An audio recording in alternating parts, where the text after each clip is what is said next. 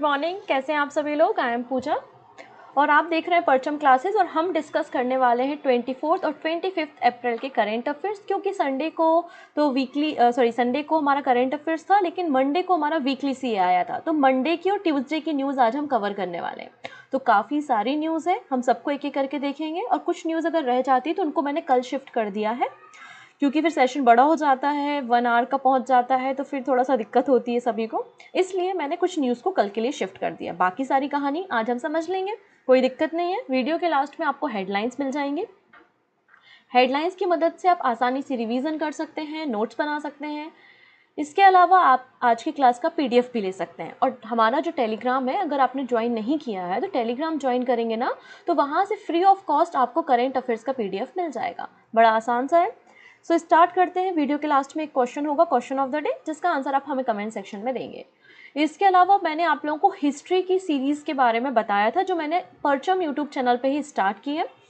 Basically पिछले 5 सालों का जो एसएससी, एमटीएस और सीजीएल का क्वेश्चन पेपर है, उनका एनालिसिस किया और देखा कौन से टॉपिक से कैसे क्वेश्चन एग्जाम में आते हैं। तो उन क्वेश्चन को बेस मान के मैंने टू द पॉइंट वहाँ पर आपके लिए सीरीज स्टार्ट की है, जिसमें कोई भी बकवास, कोई भी कहानियां नहीं है, केवल टू द पॉइंट है कि कौन सी लड़ाई कब हुई थी, कौन सी संधि हुई थी, किसके बीच में हुई थी, या फैक्ट्री कहाँ पे लगाई गई थी, या जो भी ट्रिटीज़ वगैरह है, टू द पॉइंट वहाँ पर डिस्कशन किया है आपके एग्जाम को ध्यान में रखते हुए। कोई भी एग्जाम आप दे रहे हो, जो भी वनडे एग्जाम है। तो मैंने अभी तक 2 वीडियो अपलोड किए हैं, एक पोर्चुगल्स पे किया है और एक डच और डेनिश पे किया है। तीसरा वीडियो ब्रिटिशर्स पे आएगा, फिर फ्रांसीसीज पे आएगा और फिर एंग्लो मराठा वॉर पे आएगा। तो उन सारे वीडियो को एक एक करके आप प्लेलिस्ट में देख सकते हैं, ठीक है, और सारी जानकारी आपको वहीं पर मिल जाएगी। सो स्टार्ट करते हैं आज का सेशन। सबसे पहले बात करेंगे 24 अप्रैल, बहुत important day, very very important day, इसको लिख लीजिए, क्योंकि ये क्वेश्चन, ऐसा क्वेश्चन किसी ना किसी सेट में छपा हुआ होता है। 24 अप्रैल को हम सेलिब्रेट करते हैं यहाँ पर नेशनल पंचायती राज दिवस। नेशनल पंचायती राज डे हर साल हम 24 अप्रैल को मनाते हैं सिंस 2010 में इसकी शुरुआत हुई थी। 24 अप्रैल का दिन खास क्यों है? क्योंकि 24 अप्रैल को हमने जो हमारी पंचायतें हैं उनको कॉन्स्टिट्यूशनल स्टेटस दिया था, उनको एक संवैधानिक दर्जा दिया था। आप सभी को पता है हमने डिसेंट्रलाइजेशन ऑफ पावर किया है, मतलब हमने शक्तियों का विकेंद्रीकरण किया है। डिसेंट्रलाइजेशन ऑफ पावर से क्या मतलब है? किसी भी एक पर्सन के पास, एक बॉडी के पास सारी पावर नहीं रहेगी। पावर कैसी रहेगी? डिस्ट्रीब्यूटेड रहेगी। सेंट्रल की कुछ पावर होल्ड करेगा, कुछ पावर वो स्टेट्स को देगा, फिर स्टेट जो है वो कुछ पावर पंचायती राज्य को देगा, या पंचायती जो हमारे इंस्टीट्यूट्स हैं उनको प्रोवाइड करेगा। तो ये ग्रास रूट लेवल पे जो हमारे पावर का डिसेंट्रलाइजेशन है, उसी के तहत हमने पंचायतों की शुरुआत की थी। अगर हम बात करते हैं जो सामुदायिक प्रोग्राम शुरू किया था ना पंडित जवाहरलाल नेहरू जी ने, तो 1959 में पहली पंचायत नागौर राजस्थान में ओपन की गई थी। पंचायतों को कॉन्स्टिट्यूशनल स्टेटस हमने 73rd नंबर के कॉन्स्टिट्यूशनल अमेंडमेंट से दिया। हमारे देश में जो 73वें नंबर का संविधान संशोधन किया गया था 1992 में, उसके अंतर्गत हमने पंचायतों को संवैधानिक दर्जा दिया है। इसलिए 24 अप्रैल को हम नेशनल पंचायती राज दिवस के रूप में मनाते हैं, ठीक है। इस साल जो थीम है वो हम देख लेते हैं। तो थीम है यहाँ पर sustainable panchayat, building healthy, water sufficient, clean and green villages. Sustainable panchayat, building healthy, water sufficient, clean and green villages इस साल की थीम है। और हमारा जो नेशनल पंचायती राज दिवस सेलिब्रेट किया गया, ये मध्य प्रदेश में किया गया, जिसमें प्राइम मिनिस्टर मोदी भी शामिल हुए थे। प्राइम मिनिस्टर मोदी जी के द्वारा भी अटेंड किया गया था नेशनल पंचायती राज दिवस सेलिब्रेशन इन मध्य प्रदेश। इसके अलावा आपको पता है हमारा जो डीपीएसपी है, तो डीपीएसपी का जो आर्टिकल नंबर 40 है, उसमें भी आपको पंचायतों के बारे में जानकारी मिल जाएगी। इसके अलावा बलवंत राय मेहता कमेटी, अशोक मेहता कमेटी है ना, ये सारी कमेटीज जो बनाई गई थी वो पंचायती राज्यों से ही एसोसिएटेड है। तो 24 अप्रैल को हमने नेशनल पंचायती राज दिवस मनाया। अब बात करते हैं 25 अप्रैल के बारे में। तो 25 अप्रैल मतलब आज का दिन। आज क्या है? आज है world malaria day.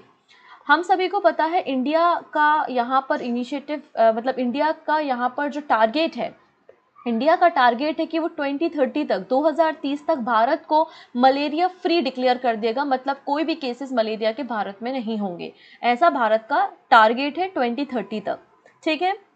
World malaria day जो है वो हर साल 25 अप्रैल को मनाते हैं। और इस दिन थीम जो है वो देखते हैं। तो थीम है time to deliver zero malaria, invest, innovate, implement. Time to deliver zero malaria, invest, innovate और इम्प्लीमेंट इस साल की थीम है। हम सभी को पता है कि मलेरिया जो है वो प्लाज्म जो आपका प्रोटोजोआ होता है उससे होने वाली बीमारी है और उसको कैरी करने का काम जो है वो फीमेल एनाफ्लीज मॉस्किटो करता है। 2021 में 2021 में चाइना को मलेरिया फ्री सर्टिफिकेशन भी दिया गया था। अब भारत भी चाहता है कि भारत को भी बहुत जल्दी WHO मलेरिया फ्री सर्टिफिकेशन दे दे, इसलिए गवर्नमेंट ऑफ इंडिया ने national framework for malaria elimination इसकी शुरुआत की थी 2016 से लेकर 2030 तक। तो हमें यहाँ पर फ्री होना है मलेरिया से 2030 तक। इसी टारगेट को फुलफिल करने के लिए यहाँ पर देखेंगे आप Asia Pacific leaders conclave on malaria elimination, ठीक है, Asia Pacific leaders conclave on malaria elimination 24 अप्रैल को आयोजित की गई मुंबई में। कहाँ पर? नई दिल्ली में। आई एम सॉरी, मुंबई नहीं, नई दिल्ली में इसका आयोजन किया गया और इसको लीड कर रहे थे यूनियन मिनिस्टर। चलिए अब कुछ पर्सन्स देखते हैं जो न्यूज़ में है, उसके बाद हम इंडेक्स के ऊपर चर्चा करेंगे, फिर नेशनल न्यूज़ है, डिफेंस की न्यूज़ है, इंटरनेशनल न्यूज़ है, ठीक है। सबसे पहले है जस्टिस S.B. भाटी। ये है जस्टिस S.B. भाटी, इन्हें केरला हाई कोर्ट का एक्टिंग चीफ जस्टिस अपॉइंट किया गया है। सो क्वेश्चन बनेगा केरला हाई कोर्ट के एक्टिंग चीफ जस्टिस कौन बन गए हैं? तो जस्टिस S.B. भाटी बन गए हैं। Using article number 223, using article number 223 हमारे जो प्रेसिडेंट हैं उनके द्वारा acting chief justice of Kerala high court justice S.B. Bhati को अपॉइंट किया गया है और 24 अप्रैल से इनका कार्यभार शुरू हुआ है। इन्होंने chief justice S. Money Kumar को रिप्लेस किया है क्योंकि S. मनी कुमार जी का कार्यकाल पूरा हो गया था, उनका टेन्योर कंप्लीट हो गया था और वो रिटायर हो गए हैं। इसके पहले ये केरला हाई कोर्ट के सीनियर मोस्ट जज थे, सीनियर मोस्ट जज के रूप में केरला हाई कोर्ट में काम कर रहे थे, इसलिए इन्हें acting chief justice of Kerala high court बना दिया गया, जस्टिस S.B. भाटी। चलो नेक्स्ट पर्सन हम देखते हैं यहाँ पर। अभी आपको पता है कि यूक्रेन पर अटैक किया था किसने? रशिया ने। और रशिया ने जब अटैक किया यूक्रेन पे तो उसके जो भी पब्लिक प्रॉपर्टीज थी, चाहे वो हॉस्पिटल वगैरह थे, वो कुछ डैमेज हो गए। आप ये पिक्चर्स देख सकते हैं। तो ये मारियोपोल की पिक्चर है जिसमें एक गवर्नमेंट हॉस्पिटल था जिस पे रशिया का बॉम्ब गिरा था और उसके बाद ये हॉस्पिटल डैमेज हो गया। और इसमें आप देखते हैं कि कुछ यहाँ पर वर्कर्स जो हैं वो यहाँ पर यूक्रेन की एक लेडी है जो कि प्रेग्नेंट है, उनको स्ट्रेचर पे ले जाते हुए दिखाई दे रहे हैं। तो ये पिक्चर क्लिक करने वाले जो व्यक्ति हैं ना, उन्हें वर्ल्ड प्रेस फोटो अवार्ड दिया गया है। हम यहाँ पे चर्चा कर रहे हैं वर्ल्ड प्रेस फोटो अवार्ड के बारे में। World press photo of the year award किसे दिया गया? क्वेश्चन कैसा बनेगा कि world press photo of the year award किसे दिया गया? तो आपका आंसर हो जाएगा Evgeny मालोलेटका।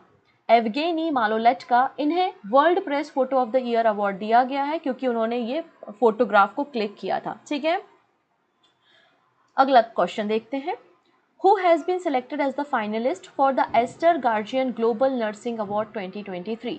Ester guardian global nursing award 2023 के लिए एज अ फाइनलिस्ट किसे चुना गया है? ये अवार्ड का अनाउंसमेंट जो है वो मई 2023 में होगा। मई 2023 में अवार्ड की घोषणा की जाएगी। तो यहाँ पर ऑल ओवर द वर्ल्ड जो है लगभग 52,000 एंट्रीज आई थी, 202 कंट्रीज से, और उनमें से कुछ नर्सेस का सिलेक्शन किया गया है। और उनमें से जो नर्स है वो जो इंडियन नर्स है उनके ऊपर हमें चर्चा करनी है। तो शांति लाखरा, ये शांति लाखरा है जो कि पोर्ट ब्लेयर हॉस्पिटल में नर्स के रूप में काम करती हैं। तो इनके कंट्रीब्यूशन के लिए इन्हें Aster guardian global nursing award के लिए एज अ फाइनलिस्ट चुना गया है। अगर ये फाइनलिस्ट बन जाती हैं, फाइनल में सिलेक्शन होता है, अवार्ड जीतती हैं, तो इन्हें $25,000 अवार्ड यहाँ प्राइज मनी दी जाएगी और ये अनाउंसमेंट जो है वो मई 2023 में किया जाएगा, ठीक है। अगला हम यहाँ अवार्ड देख लेते हैं, tanker operator award. Tanker operator award जो कि एक बहुत बड़ा अवार्ड माना जाता है आपके मैरीटाइम सेक्टर में। जो आपकी मैरीटाइम सेक्टर होता है, आपकी जो मरीन इंडस्ट्री होती है, उसमें एक बहुत बड़ा अवार्ड माना जाता है टैंकर ऑपरेटर अवार्ड, ठीक है। ग्रीन फॉर सी 2023 ये अवार्ड सिनर्जी ग्रुप को दिया गया है। किसे अवार्ड दिया गया है? सिनर्जी ग्रुप को ये अवार्ड दिया है। पूरा हम देखते हैं न्यूज़।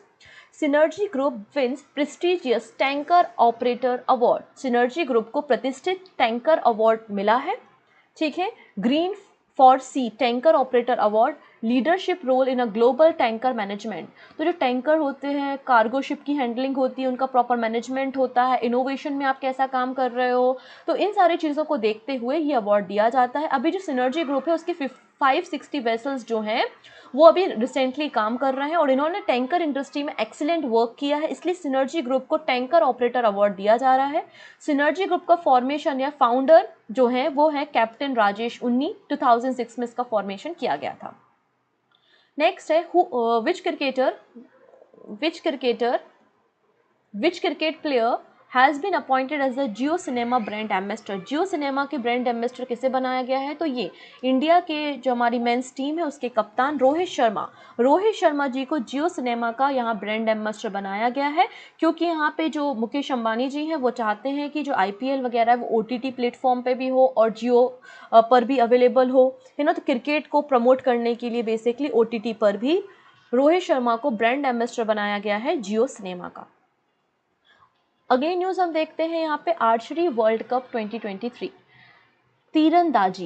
तीरंदाजी world cup. Archery world cup 2023 Turkey में हुआ था। कहाँ पर हुआ था, टर्की में हुआ था। और इसमें भारत की मेंस टीम और वीमेंस टीम, मतलब भारत की तरफ से मेंस और वीमेंस तीरंदाजों ने, आर्चरर्स ने पार्टिसिपेट किया था और भारत यहाँ पे 4 मेडल जीता है।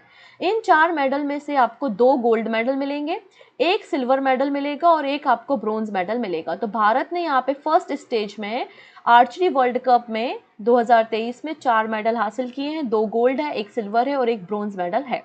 गोल्ड मेडल जो है वो ज्योति सुरेखा ने हासिल किया है। ज्योति सुरेखा, इन्होंने गोल्ड मेडल यहाँ पर हासिल किया है।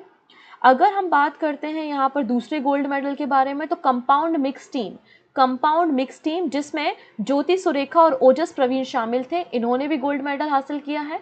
सिल्वर मेडल जो है वो हमारी मिक्स टीम ने हासिल किया है। उस मिक्स टीम में अतानु दास से क्वेश्चन पहले एग्जाम में बन चुका है, इंपॉर्टेंट पर्सन है, आर्चरर है, तीरंदाज से संबंधित है। अतानु दास, धीरज और तरुणदीप राय, इन लोगों ने सिल्वर मेडल यहाँ पर हासिल किया है। ठीक है, अगले पर्सन है केन्या के कैल्विन किप्टन। ये है केन्या के कैल्विन किप्टॉम, ठीक है, जो कि एक एथलीट हैं, धावक हैं और इन्होंने लंदन मैराथन में विजय हासिल की है और ये सेकेंड फास्टर रनर बन गए हैं। ठीक है, केन्या के Kiptum wins London marathon in second fastest time. Kenya के किप्टन ने दूसरी सबसे तेज गति से लंदन मैराथन को जीता है। इन्होंने अपने कोर्स को 2 आवर 1 मिनट एंड 25 सेकेंड में कंप्लीट किया और केवल 16 सेकेंड का डिफरेंस रह गया। जो फर्स्ट नंबर के आपके फास्टेस्ट मैराथन विनर हैं उनका नाम है इलुड किपचोंग। इन्होंने वर्ल्ड रिकॉर्ड बनाया है और केवल 16 सेकेंड का डिफरेंस है। और अब ये सेकेंड फास्टेस्ट टाइम किन्होंने अचीव किया है, केन्या के कैल्विन किप्टॉम ने हासिल किया है। ये तो हो गया मेंस के बारे में। अगर वीमेंस के बारे में बात करते हैं तो इथोपिया बॉर्न डच एथलीट है जिनका नाम है शिफॉन हसन। इन्होंने इस मैराथन को जीता है वीमेंस कैटेगरी में। तो मेंस कैटेगरी में कैल्विन किप्टॉन है, ठीक है, जो कि केन्या से बिलोंग करते हैं। और वीमेंस कैटेगरी में लंदन मैराथन को किसने जीता है, तो डच एथलीट है शिफॉन हसन। अगली एक बुक है जो कि बड़ी इंपॉर्टेंट बुक है, क्योंकि आपको रिसेंटली मैंने बताया था कि असम और अरुणाचल प्रदेश के बीच का जो 51 ईयर्स पुराना बाउंड्री डिस्प्यूट है वो रिसेंटली सॉल्व हुआ है ना। तो यहाँ पर नॉर्थ ईस्ट से ही बेस्ड एक बुक है जिसके ऊपर हम चर्चा कर रहे हैं। A new book, a resurgent north east, narrative of change. इस बुक को रिसेंटली लॉन्च किया है और इस बुक के जो ऑथर हैं वो है आशीष कुंद्रा इस बुक के ऑथर हैं। इस बुक को रिसेंटली न्यू दिल्ली में लॉन्च किया गया और लॉन्चिंग सेरेमनी में आप देखेंगे किरण रिजिजू शामिल थे, हरदीप सिंह पुरी थे वहाँ, प्रेमा खांडू थे और अमिताभ कांत भी वहाँ पे शामिल थे। तो यहाँ पे जो आशीष कुंद्रा है वो एक सीनियर ब्यूरोक्रेट है और उन्होंने 8 साल तक नॉर्थ ईस्ट के रीजन में ब्यूरोक्रेट्स की तरह सर्व भी किया और उनकी ही ये पुस्तक है जो रिसेंटली लॉन्च की गई है। ठीक है, चलिए अब बात करते हैं यहाँ पर हम वर्ल्ड बैंक के द्वारा लॉन्च किया गया लॉजिस्टिक इंडेक्स 2023 कौन इशू करता है, तो लॉजिस्टिक इंडेक्स जारी किया है वर्ल्ड बैंक ने।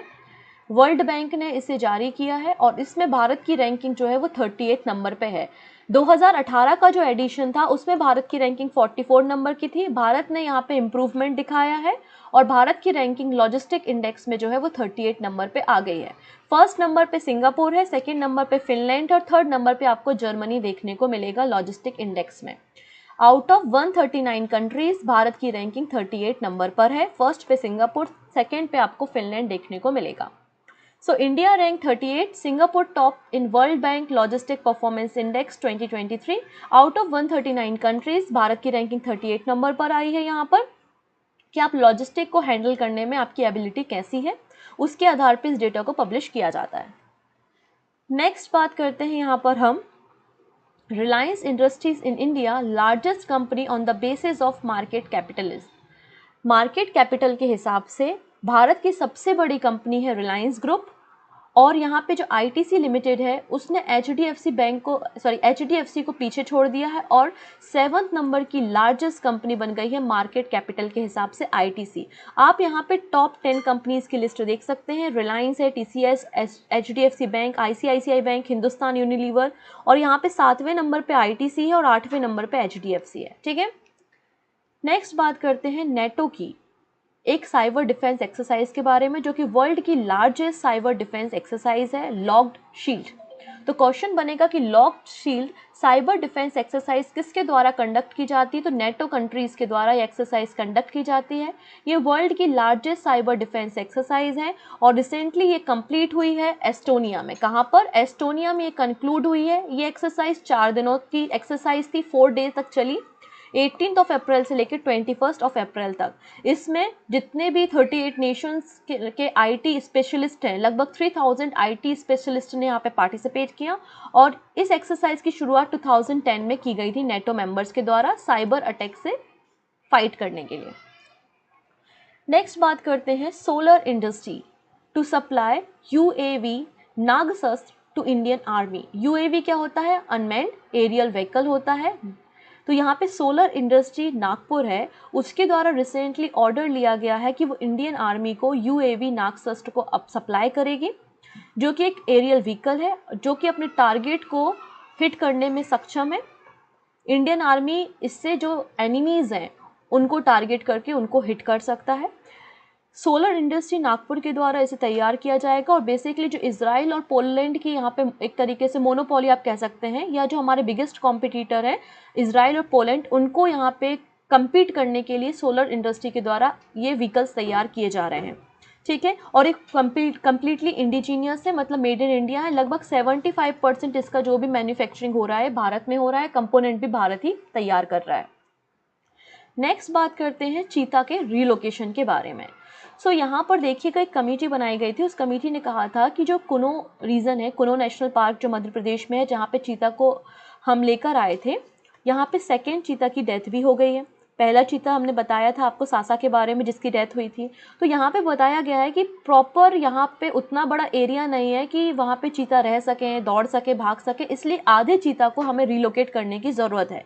तो यहाँ पे रिलोकेशन प्लान तैयार किया गया है और आने वाले 6 महीने के अंदर पूरी प्लानिंग तैयार हो जाएगी और आधे चीता को कुनो से शिफ्ट कर दिया जाएगा Gandhi Sagar wildlife century. और ये Gandhi Sagar wildlife century भी आपको मध्य प्रदेश में देखने को मिलेगी। बेसिकली जो Gandhi Sagar wildlife century है मध्य प्रदेश और राजस्थान की बाउंड्री पर है, जहां पे चीतास को लेकर आया जाएगा। Madhya Pradesh Gandhi Sagar wildlife sanctuary to be second new home of cheetahs. तो चीतास के लिए नया होम बन जाएगा, सेकेंड होम बन जाएगा Gandhi Sagar wildlife century. आने वाले 6 महीनों में चीतास को यहाँ पे जो है वो रिलोकेट किया जाएगा, क्योंकि ऐसा एक्सपर्ट्स का सजेशन है कि कुनो नेशनल पार्क जो है श्योपुर में does not have enough space for all चीतास।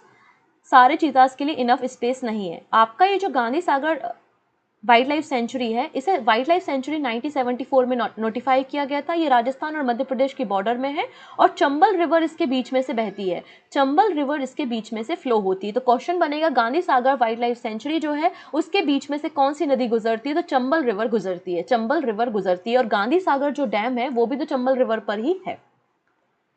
Next बात करेंगे यहाँ पर ministry of petroleum and natural gas. Ministry of petroleum and natural gas ने सक्सेसफुली कंप्लीट कर लिया है बारूनी गुवाहाटी पाइपलाइन।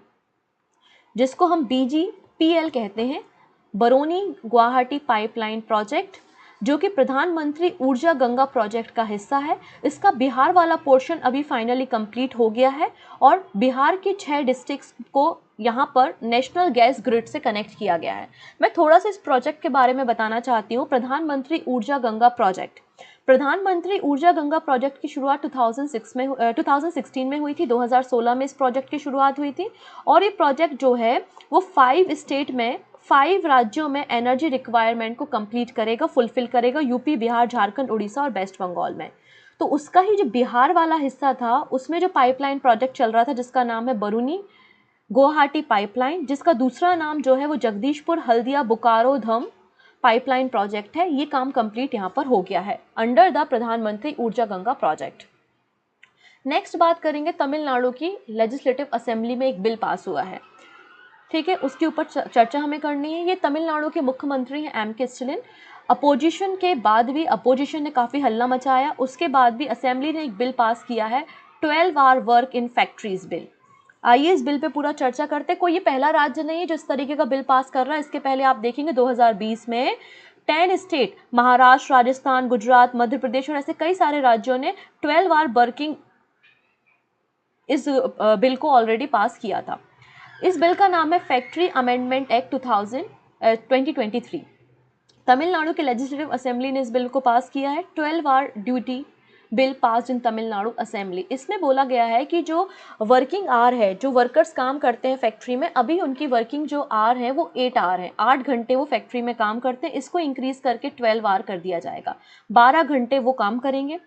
लेकिन अभी भी जो 48 आवर्स अ वीक, एक हफ्ते में किसी भी वर्कर को 48 घंटे किसी फैक्ट्री में काम करना है, अभी भी ये क्राइटेरिया मेंटेन रहेगा। पहले क्या होता था कि आप 6 दिन काम कर रहे हो 8-8 घंटे, तो भी आप 48 का क्राइटेरिया फुलफिल करते थे। और अभी क्या बोला है कि आप 4 दिन काम करो फैक्ट्री में और 12-12 घंटे काम करो, तो भी ये 48 आवर्स हो जाएगा। तो आपको 4 डेज इन अ वीक काम करना है और बचे हुए जो 3 दिन होंगे वो आपको यहाँ पर पेड आपकी लीव होंगी।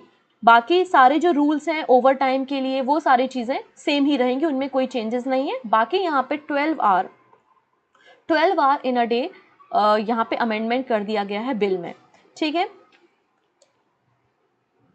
नेक्स्ट न्यूज़ है और लास्ट न्यूज़ है 49th India gem and jewellery award. तो यहाँ पे देखिए, जो हमारे जो यूनियन मिनिस्टर हैं पीयूष गोयल, जो कि मिनिस्ट्री ऑफ कॉमर्स और इंडस्ट्री को संभालते हैं, उन्होंने 49th edition of India gem and jewellery awards Mumbai में इसे अटेंड किया। ये जो अवार्ड सेरेमनी थी वो किसके द्वारा होस्ट की गई, ऑर्गेनाइज की गई? तो ये अवार्ड सेरेमनी ऑर्गेनाइज कराई गई GJEPC के द्वारा, मतलब gem and jewellery export promotion council के द्वारा इसे ऑर्गेनाइज किया गया। और इसमें वो कंपनी जो कि टॉप एक्सपोर्टर हैं इस पर्टिकुलर सेक्टर में, उनको यहाँ पे अवार्ड दिया जाता। तो लगभग 28 टॉप एक्सपोर्टर को यहाँ पे फैसिलिटेट किया गया इस अवार्ड सेरेमनी में, ठीक है। इसके अलावा फ्रैंक ग्रीकेंस, जो कि बेल्जियम्स के हैं, वो मुंबई में यहाँ पे गेस्ट ऑफ ऑनर थे। इसके अलावा यहाँ पे gem and jewellery export promotion council के जो चेयरमैन है विपुल शाह, वो भी इस सेरेमनी को अटेंड किए थे। यहाँ पर चेयरमैन का कहना है कि हमारा जो फ्री ट्रेड एग्रीमेंट है यूके, कनाडा और यूरोपियन यूनियन के साथ, और इनके नेगोशिएशन के साथ हमारा जो एक्सपोर्ट है वो $1 ट्रिलियन तक पहुँच चुका है। इसके अलावा क्या जानकारी दी गई कि लास्ट फाइनेंशियल ईयर के कंपैरिजन में इस फाइनेंशियल ईयर में हमारा जो जेम एंड ज्वेलरी एक्सपोर्ट है वो इंक्रीज हुआ है 2.48%। अगर मैं gem and jewellery export promotion council के बारे में बात करूं तो ये मिनिस्ट्री ऑफ कॉमर्स के अंदर काम करती थी। गवर्नमेंट ऑफ इंडिया ने इसे 1966 में सेटअप किया था, लेकिन 1998 से 1998 से ये ऑटोनॉमस बॉडी की तरह काम कर रही है और लगभग 9000 मेंबर इस सेक्टर में जुड़े हुए हैं। अगर बात करें तो हेड ऑफिस तो मुंबई में है, इसके अलावा इसके कुछ रीजनल ऑफिस भी हैं नई दिल्ली, कोलकाता, चेन्नई, सूरत और जयपुर में। अंत में ये कुछ शॉर्ट न्यूज़ है। पहली शॉर्ट न्यूज़ है मॉर्गन स्टैनली, इन्होंने इंडिया की जीडीपी फॉरकास्ट की और कहा है फाइनेंशियल ईयर 24 में भारत की जीडीपी 6.2% तक ग्रो करेगी। नेक्स्ट, जैसे कि हम काशी विश्वनाथ टेम्पल कॉरिडोर के बारे में चर्चा करते हैं, वैसे ही असम गवर्नमेंट ने डिसाइड किया है कि वो कामाख्या टेम्पल कॉरिडोर को भी कंस्ट्रक्ट करेगा। नेक्स्ट है इंडिया और गुयाना के बीच में first first air service agreement sign हुआ है। एयर सर्विस एग्रीमेंट क्या होता है? ये एक लीगल फ्रेमवर्क प्रोवाइड करता है एयर ऑपरेशन का बिटवीन टू कंट्रीज। तो ये इंडिया और गुआना के बीच में पहला air service agreement recently sign किया गया। नेक्स्ट बात करते हैं union minister of state in ministry of fishery and animal husbandry, L Murugan. तो एल मुरुगन पहले यूनियन मिनिस्टर बन गए हैं जिन्होंने इंडिया का फर्स्ट विलेज जिसका नाम है एवांखू विलेज जो है वो इंडिया और म्यांमार की बॉर्डर पे सिचुएटेड है, नागालैंड में। तो यहाँ पर इन्होंने विजिट किया। तो ये कुछ शॉर्ट न्यूज़ थे। सो क्वेश्चंस देख लेते हैं। पहला क्वेश्चन है, one panchayat and one playground project किस स्टेट गवर्नमेंट ने शुरू किया है? तो one panchayat and one playground project Kerala government का इनिशिएटिव है। ऑप्शन नंबर डी करेक्ट है। The Ministry of Civil Aviation launched which version of regional connectivity scheme उड़ान in April 2023? तो यहाँ पे उड़ान का 5वां वर्जन लॉन्च हुआ है ना, 5.0। ऑप्शन ए बिल्कुल करेक्ट हो जाएगा। नेक्स्ट है, which company has recently surpassed HDFC in term of market capital to become the 7th largest company in India? तो 7th largest कंपनी भारत की ITC बन गई है। Option C is the right answer. Next question के ऊपर बात करते हैं। The 2023 theme of the international mother earth day, mother earth day की थीम क्या है? तो आंसर था invest in our planet. Option C. Next है, NTRO के नए चेयरमैन कौन बन गए हैं? NTRO national technical research organisation के नए चेयरमैन बन गए हैं Arun Sinha. Option D correct है। चलिए नेक्स्ट क्वेश्चन है, Who has become the first women officer in the Indian Air Force to present it with Gallantry Award? तो पहली IAF ऑफिसर जिन्हें गैलेंट्री अवार्ड मिला उनका नाम है दीपिका मिश्रा। ऑप्शन बी बिल्कुल करेक्ट है। Option B is the right answer. Next है, state of world population report कौन पब्लिश करता है? किस इंस्टीट्यूट के द्वारा इस रिपोर्ट को पब्लिश किया जाता है? तो यूनाइटेड नेशन पॉपुलेशन फंड मतलब UNFPA इस रिपोर्ट को पब्लिश करता है। Option B is the right answer. Option B is the right answer. This is the question of the day. Cross court जो है वो किस खिलाड़ी की, किस प्लेयर की ऑटोबायोग्राफी है और वो पर्सन किस स्पोर्ट से जुड़े हुए हैं? ये दोनों बातें आप हमें कमेंट सेक्शन में बताएंगे। 4 ऑप्शन आपको स्क्रीन पे दिखाई दे रहे हैं। ओके, सो मिलते हैं नेक्स्ट सेशन में ऐसे ही कुछ नए करंट अफेयर्स के साथ। Take care.